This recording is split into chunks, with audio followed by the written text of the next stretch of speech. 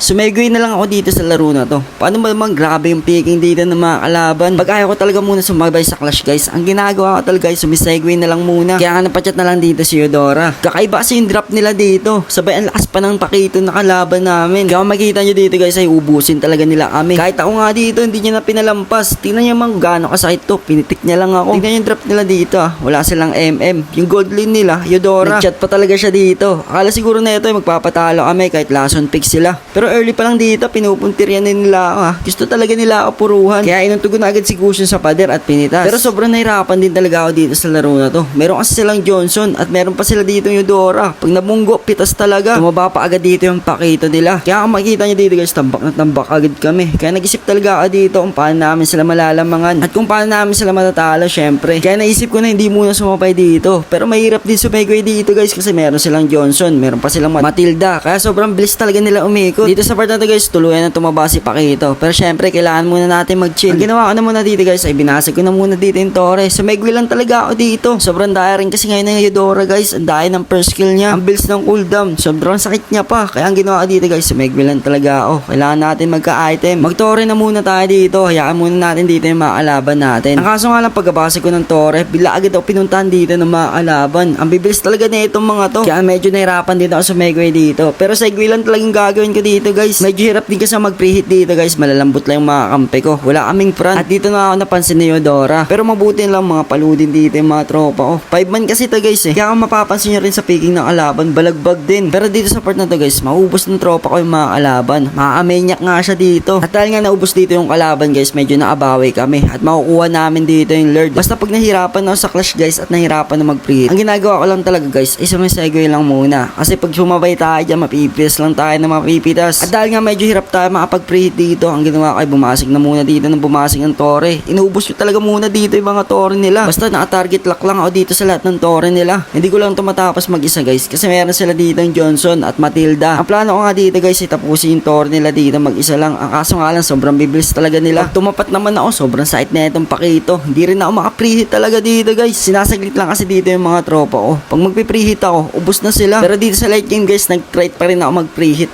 Ang kaso nga lang, nahirap talaga ako mag-preheat dito. Wala kasing umuunahan sa amin. Kaya kahit gusto ko mag-preheat dito, wala, ang hirap talaga. Pag nakapitan pa ako dito ni Eudora, pitas talaga agad. Pero mabuti na lang guys kasi lumamang kami dito dahil sa pinagagawa ko kanina. Sobrang lamang kasi kami dito sa mapa guys. Ubos na kasi yung mga Torre nila. Kaya kung makita nyo dito, sobrang lalaki ng minions namin. Malalakas sana yung picking na itong mga kalaban namin. Kaso nga lang, ang problema sa kanila, wala sa kanilang pusher. At ayun nga yung naging butas dito. Hindi pa agad sila nakapag-back dito. Kaya ang mangyari ay makukuha namin dito yung panalo. Pero nice game pa dito sa mga kalaban ko at mga kampi. Grabe yung picking nyo.